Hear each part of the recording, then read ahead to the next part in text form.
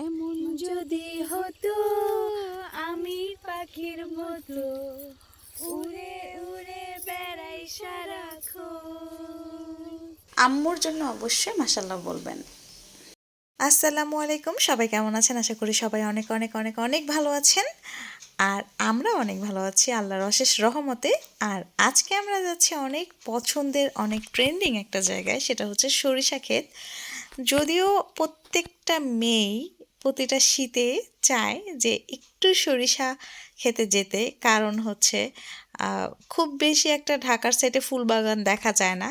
আর এইটা খুবই ইউনিক, খুবই স্পেশাল একটা বাগানই হয়ে ওঠে। তো আজকে আপনাদেরকে বলবো ঢাকায় যারা থাকেন তারা খুব সহজে কিভাবে যাবেন।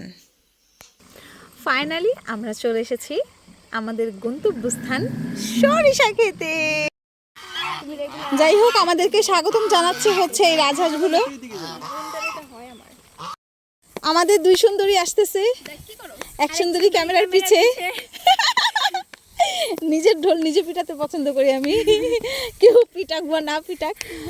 তো যাচ্ছি এখন আমরা সরিষা খেতে। এখানে কিভাবে আসবেন, ঢাকা থেকে খুবই কাছে, সেটা বলে দিব ফুল ভিডিওতে। তো ফাইনালি চলে এসেছি আমরা সেই সরিষা খেতে। আর আমাদের আসতে একটু হ্যাসল হয়নি, অনেক তাড়াতাড়ি চলে এসেছি আমরা। শাড়ি পরে এসেছি আমরা, অনেক অনেক ছবি তুলবো, ভিডিও করব এবং অনেক সুন্দর একটি সময় কাটাবো এখানে। সবার আগে আমার মাম্মির জন্য একটু মাশাআল্লাহ বলে দিবেন প্লিজ। আর হ্যাঁ, এবার আসুন কিভাবে আসবেন আপনারা খুবই ইজিতে, সেই টপিকে যাই। এখানে যদি আসতে চান অবশ্যই আপনাকে প্রথমে মোহাম্মদপুর আসতে হবে এবং মোহাম্মদপুর থেকে একটা সিএনজি নিতে হবে।